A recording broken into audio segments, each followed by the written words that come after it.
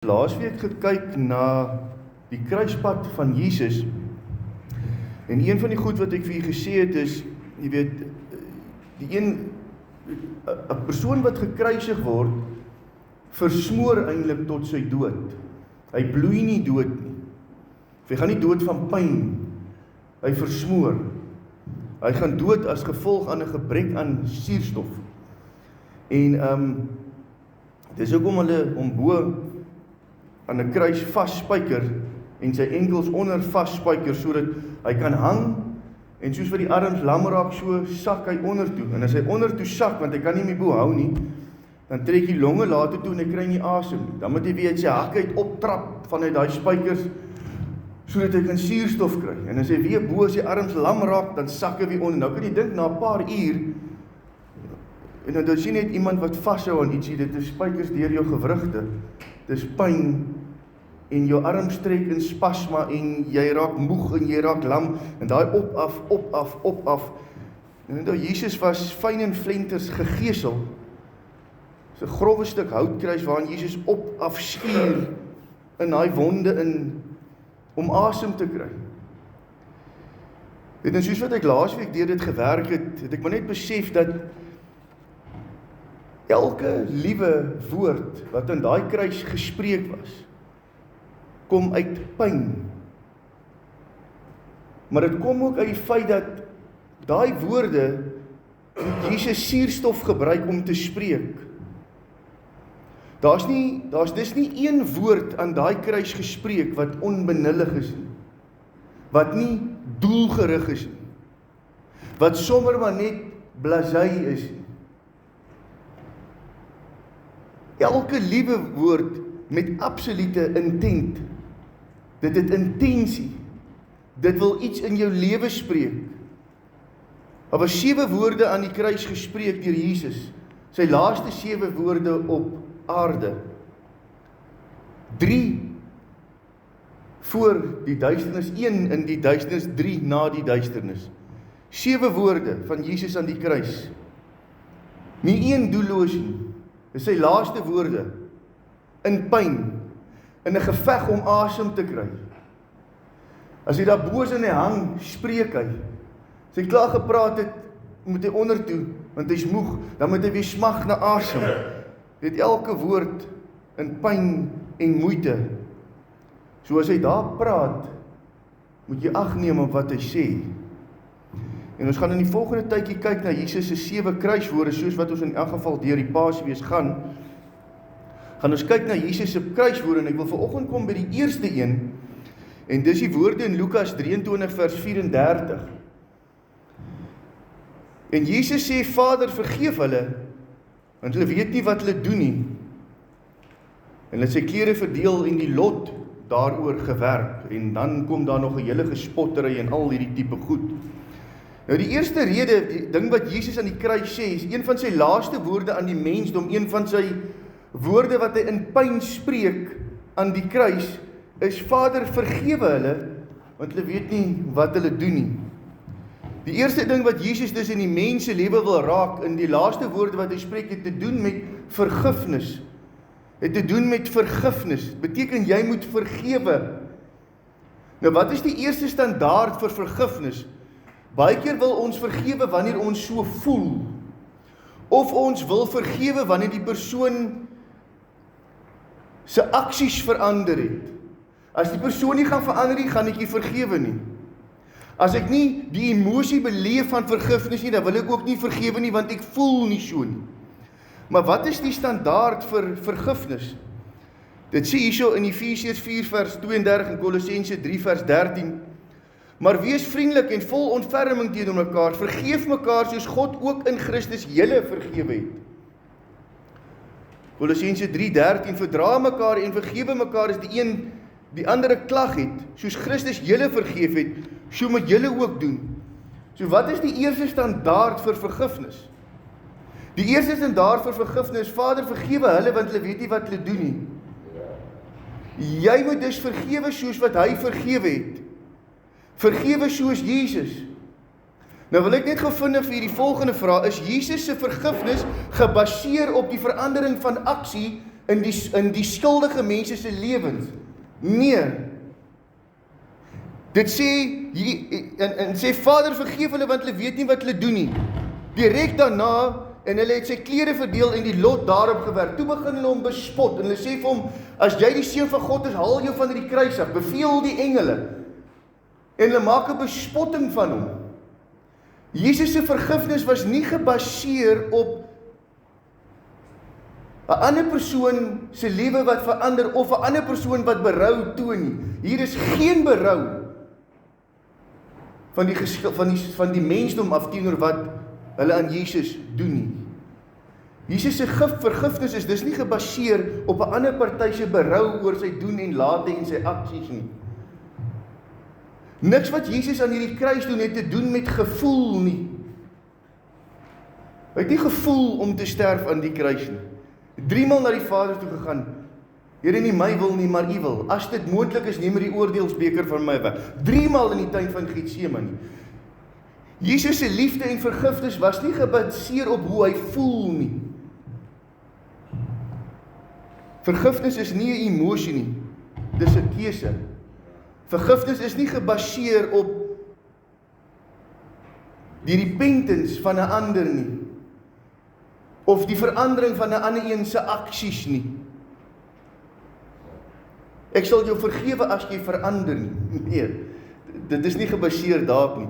Die appel op jou lewe is om te vergewe soos wat hy vergewe het. Dis nie gekoppel aan die emosie nie, en is nie gekoppel aan berou van die ander party nie. Dis om te vergewe, al is die ander party nog besig om teen jou te sondig. Al is die ander party nog besig om jou te na te kom. Jesus vergewe, al is hy besig om te na te kom, al hang hy aan 'n kruis, al word hy gespot, al dobbel hy onder oor sy klere.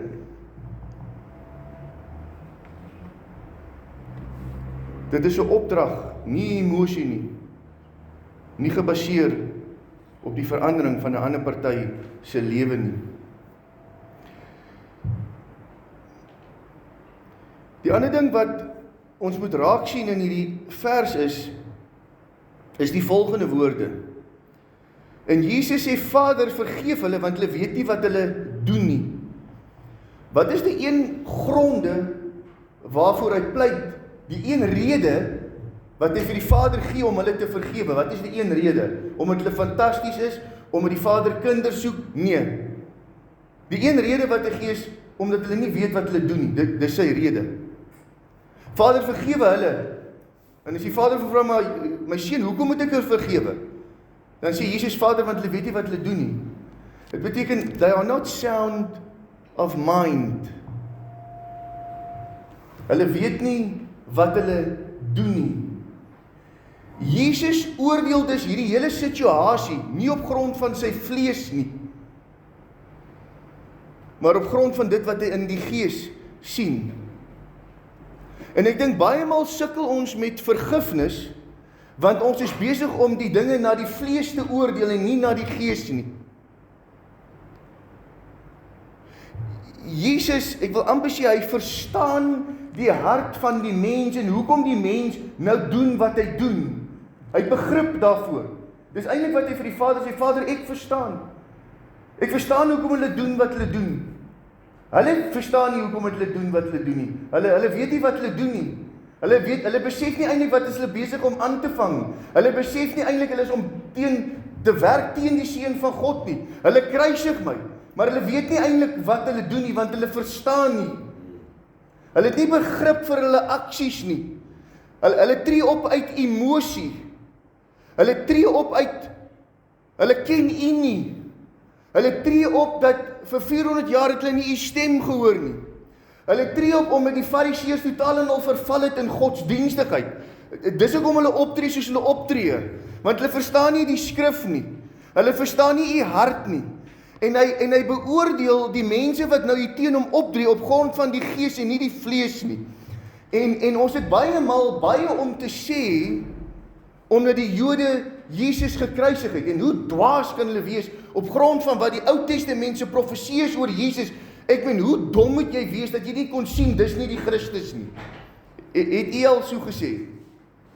Of het U al so gedink? Weet, hierdie Jode kan hulle dan nie die profesie verstaan het nie. Hulle kan mos gesien het, dis die Messias.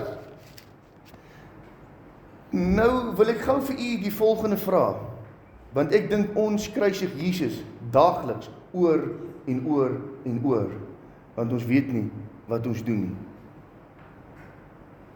Weet, hierdie Jode het 'n vooropgestelde idee gehad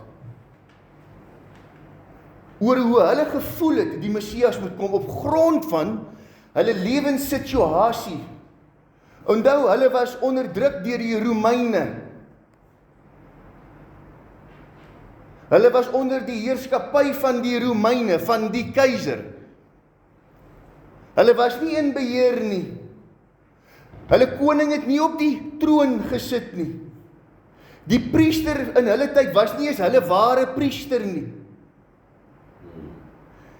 En op grond van hulle situasie het hulle vooropgestelde idee gehad van hoe hulle glo die Messias moet kom. Want as die Messias kom, gaan hy hulle onmiddellik verlos van die onderdrukking van die Romeine. Hy gaan hulle as 'n volk onmiddellik herstel en in beheer sit en laat floreer.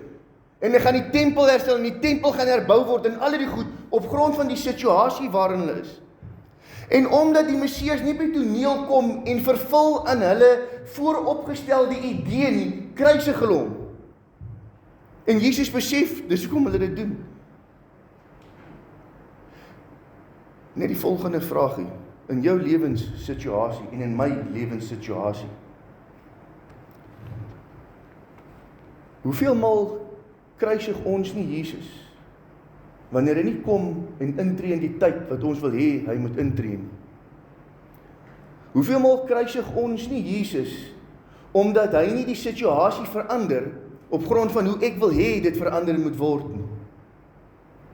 Hoeveel maal in jou lewe en in my lewe het ons Jesus al oor en oor en oor gekruisig op grond van die vooropgestelde idee van hoe hy moet optree op grond van my lewenssituasie? Hoeveel maal moet hy na die Vader toe gaan in vandag se lewe om te sê, Vader, vergewe hulle, want hulle weet nie wat hulle doen nie. Hulle verstaan nie u werke nie. Hulle verstaan nie u plan nie.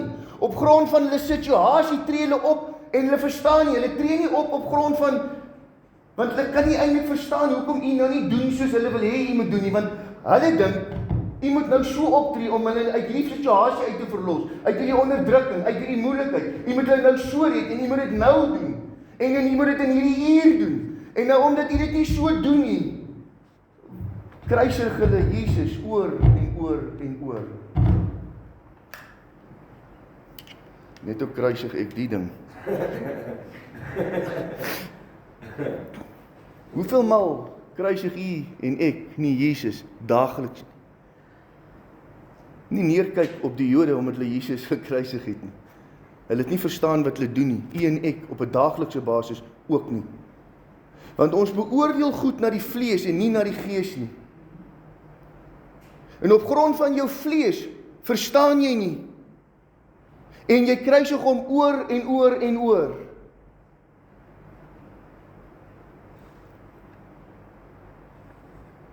Hoeveel maal die mense wat teen jou optree, wat dalk jou te nakom, wat jou pyn gee, wat seer in jou lewe bring. Sukkel jy om hulle te vergewe want jy beoordeel dit als na die vlees? Of kan jy dit beoordeel soos Jesus om te sê, Here, ek verstaan hoekom hierdie persoon doen wat hy doen. Die persoon weet nie eintlik wat hy doen nie.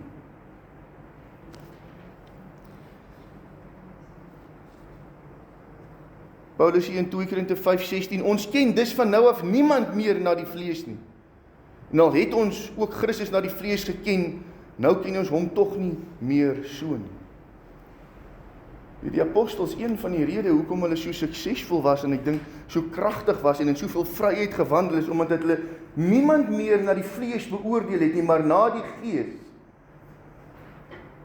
Ek dink jy sal op 'n plek kom om baie makliker te vergewe as jy die aksies van mense nie meer beoordeel na die vlees nie, maar na die gees. Hoekom doen die persoon wat hy doen? Dis flippend moeilik. Ek dink nie dis maklik nie. Maar Jesus het dit gedoen, en jy moet dit doen. Probeer die gees agter die aksies verstaan.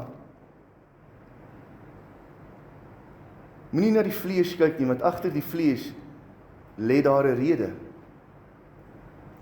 Lê daar 'n rede.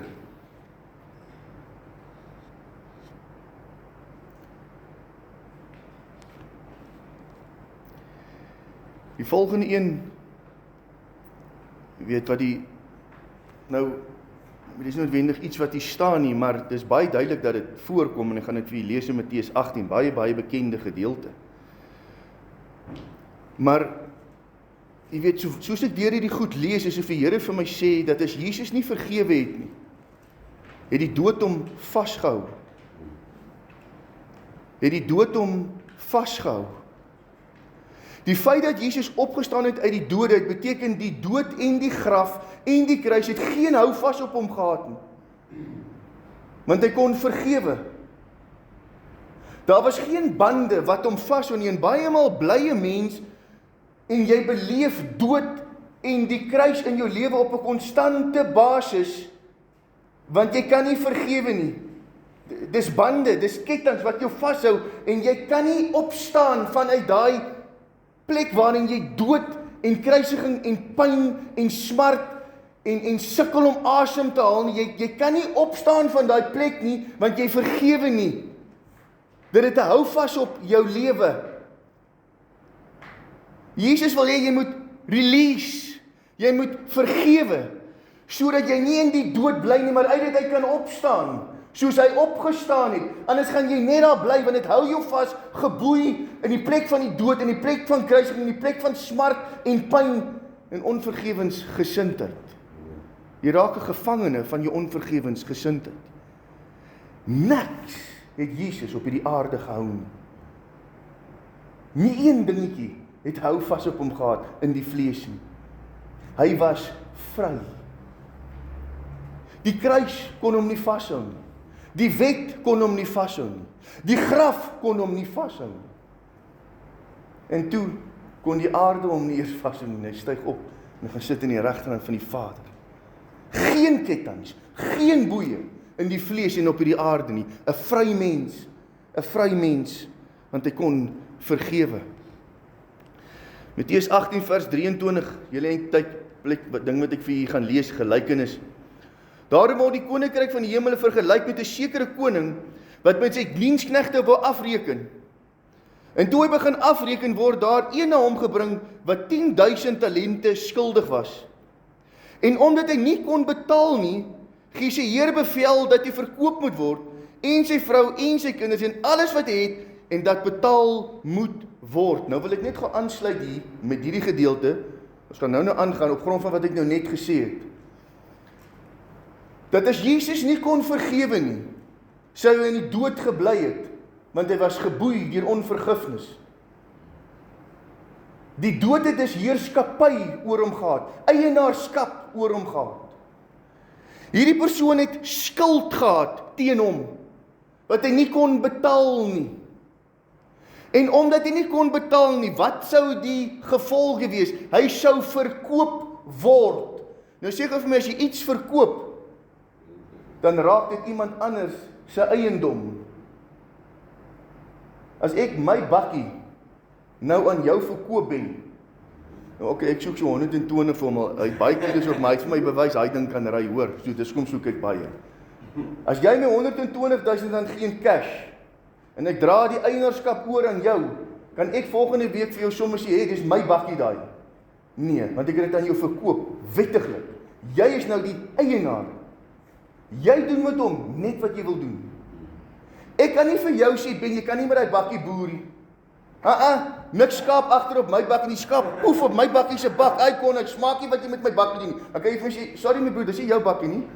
Ek het hierdie bakkie verkoop, ek het dit gekoop by jou, dis myne.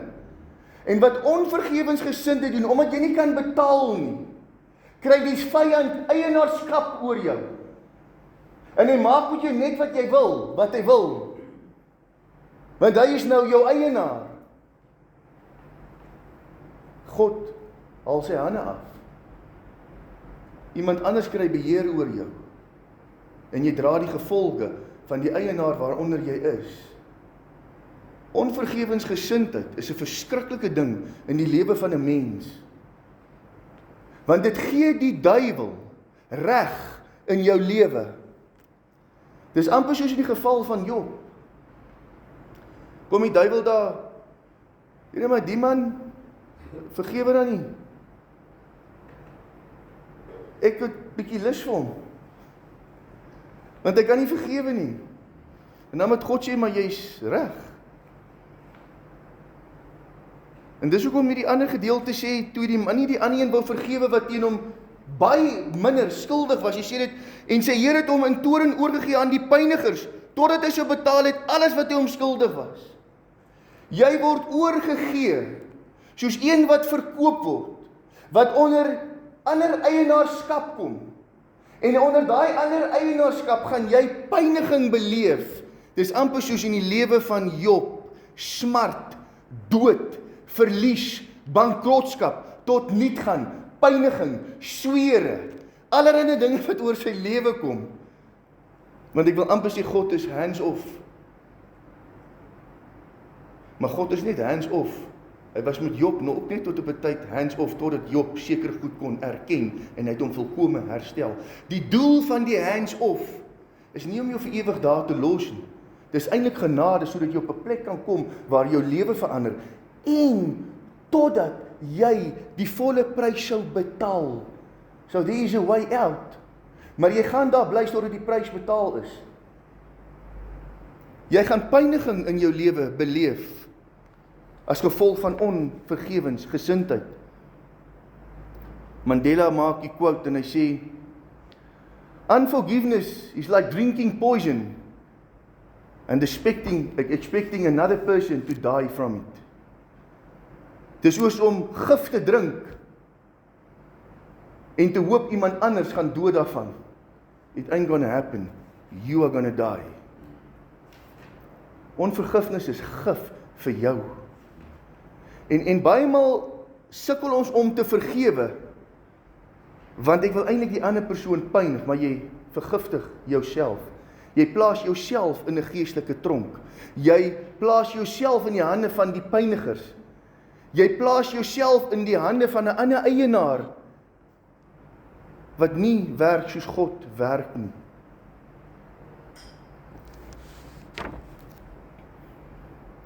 Die woord sê hierso, 2 Korinte 2:10, aan wie julle iets vergewe, vergeef ek ook, want wie ek ook vergeef het, as ek iets vergeef het, dit was om julle ontwil, voor die aangesig van Christus, sodat ons nie deur die Satan bedrieg sou word nie, want ons is met sy planne nie onbekend nie. Hier word onvergifnis ook gekoppel aan 'n oop deur wat jy gee vir die Satan. En wanneer jy vergewe, gee jy hom nie vat op plek in jou lewe nie, want ons is met sy planne wel bekend. Efesiërs 4:26 word toornig en moenie sondig nie. Laat die son nie ondergaan oor julle toorn nie. Dit beteken hier's 2 mense wat vir mekaar vies is. En wat hy eintlik in ander woorde sê is, moenie gaan slaap voor julle mekaar nie vergewe nie. Dan, en gee aan die duiwel geen plek nie. Onvergewensgesindheid gee aan die duiwel plek. Dit gaan die duiwel jou laat bedrieg. Vergewe en kom los van sy houvas op jou lewe. Daar is geen lewe in die dood nie, behalwe verrotting. Daar's nie lewe aan die kruis nie. Daar's net pyn en dood aan die kruis. Daar's lewe in die opstanding, nie aan die kruis nie, nie in die graf nie, aan die opstanding. As jy nie vergewe nie, gaan jy daar vasgebly spyker bly. Die dood gaan 'n houvas op jou hê. Jy gaan nie kan opstaan uit die graf van onvergewensgesindheid nie. Jy gaan op 'n plek moet kom waar jy vergewe, waar jy vryspreek.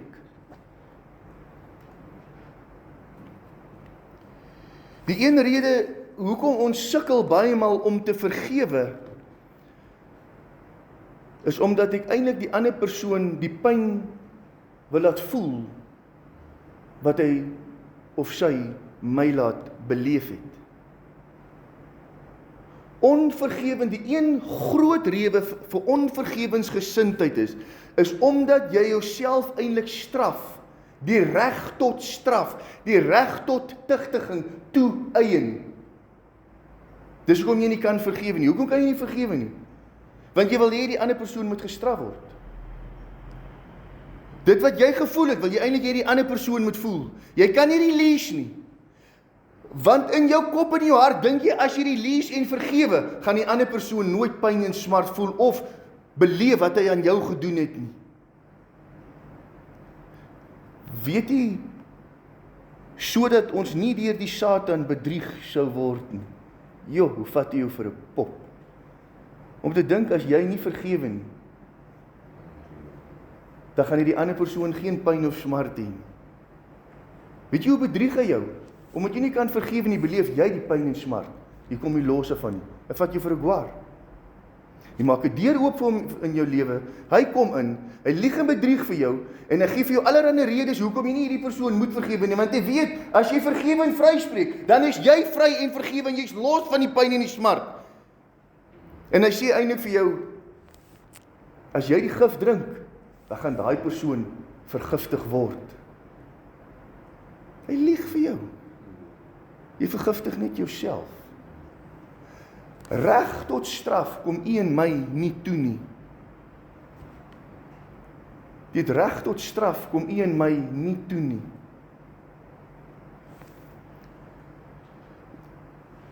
Jy plaas jou eintlik self in die posisie van God. Want straf kom net God toe. En wanneer jy deur onvergewensgesindheid goed na die vlees beoordeel, dink jy as mens is wys genoeg en het insig genoeg om self te kan bereken watter straf het hierdie persoon nodig. Dink jy nou nie so nie, hè? Ek wens hierdie varkse besigheid kan bankrot speel, wat hy sy gat sien.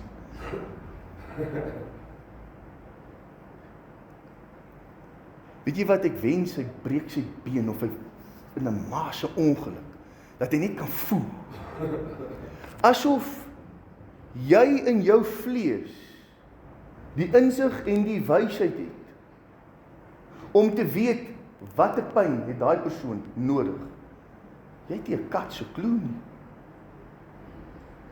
Kom ek sê gou vir jou, as Jesus geweet het aan daai kruis, want hy die reg gehad om hom van daai kruis af te haal, 'n legioen engele tot sy beskikking, en hy kon begin straf en straf uitdeel.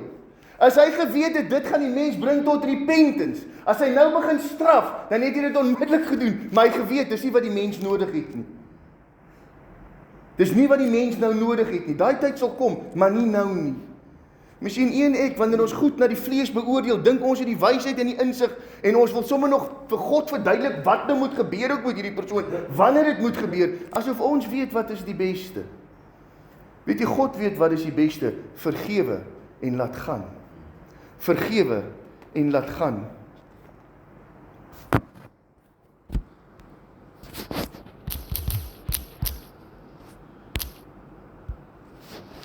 Die woord sê hierso in Hebreërs 10 vers 30 en 31, want ons ken hom wat gesê het, my kom die wraak toe.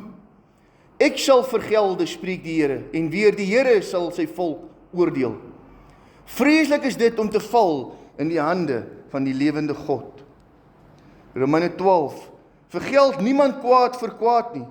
Bedink wat goed is vir alle mense. As dit moontlik is, sover is dat dit van julle afhang, leef in vrede met alle mense. Moenie julle wreek nie, geliefdes, maar gee plek vir die toorn, want daar is geskrywe, aan my kom die wraak toe, ek sal vergeld, spreek die Here. As jou vyand dan honger het, gee hom iets om te eet. As hy dors het, gee hom iets om te drink. Want sodoende sal jy op sy hoof vurige kole ophoop. Laat jou nie deur die kwaad oorwin nie, maar oorwin die kwaad deur die goeie. Dis 'n stryd, maar jy gaan die kwaad moet oorwin met die goeie.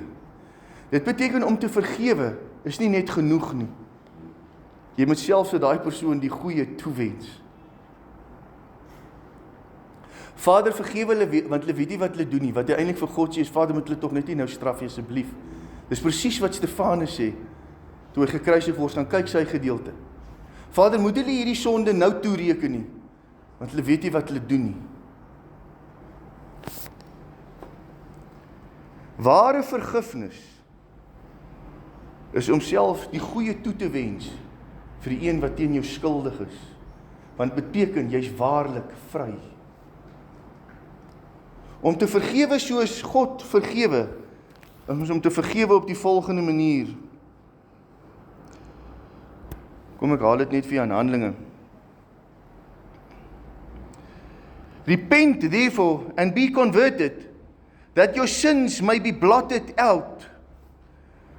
God sê, wanneer hy jou vergewe, dan lees dit in die Afrikaans, wis ek jou sondes uit. Ek wis dit uit. Dit beteken wanneer hy vergewe, dink hy nie meer daaraan nie. Dit is uitgewis. Hy gaan dit nie voor jou gesig opbring nie. Hy gaan jou nie ander dag weer daaraan herinner nie. Hy het dit uitgewis, dit bestaan nie meer voor hom nie. Dis hoe hy vergewe het. Want dis hoe ware versoening plaasvind.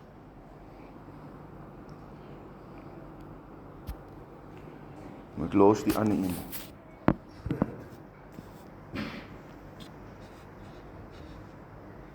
Die boodskap vanoggend is, dalk hang jy tans in 'n kruis, en jy belewe die simptome van dood in jou lewe. Pyn, smart. Jy voel dalk, jy's oorgegee aan die pyniges, jy verstaan nie wat gaan aan in jou lewe nie. Jy kom nie uit hierdie gat uit nie.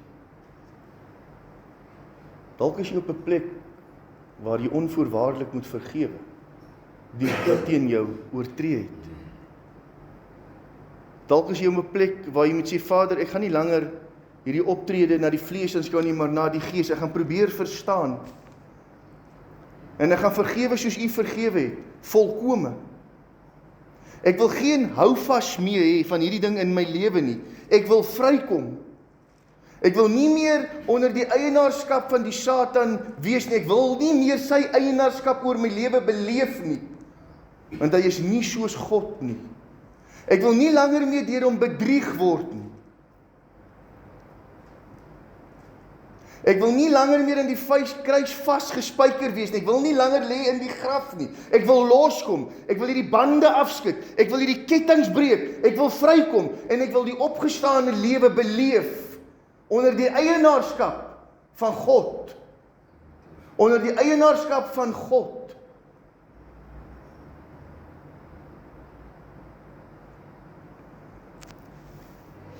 Dalk moet ek kom op 'n plek waar ons vryspreek, om dit nooit weer te herhaal nie, om nie weer daaraan te dink nie. Dalk moet ons op 'n plek kom waar ons sê, Here, straf kom my nie toe nie. In my vlees en in my menswees is ek hopeloos te dwaas om te kan weet wat is die beste. Dalk moet ek kom op 'n plek waar ek God om vergifnis vra, omdat ek sy seun daagliks kruisig. Omdat ek dink ek weet beter. Dalk moet ons op 'n plek kom waar ons maar net gaan sit om te sê, Here, waaragtig, ek vergewe, omdat U my vergewe het. Ek spreek vry, want U het my vrygespreek. Ek het dit nie verdien nie. Dalk verdien die ander persoon nie jou vergifnis nie. Maar weet jy, nie een van ons het God se vergifnis verdien nie. Dit kom uit genade. En daarom moet jy uit genade vergewe, nie uit verdienste nie. Niemand wat jou ooit te nagekom het verdien jou vergifnis nie. It is only by grace. Maar die een van ons is oulik genoeg om sy vergifnis te kon verdien. Vergewe, soos hy vergewe. uit genade en nie uit meriete nie. Nie uit emosie nie, maar omdat dit jou gaan vrymaak. Doen dit vir jouself, nie vir die ander persoon nie. Maak jouself vry. Los die ander party in God se hande. It's got nothing to do with you. Kom vry van die kettinge van onvergifnis.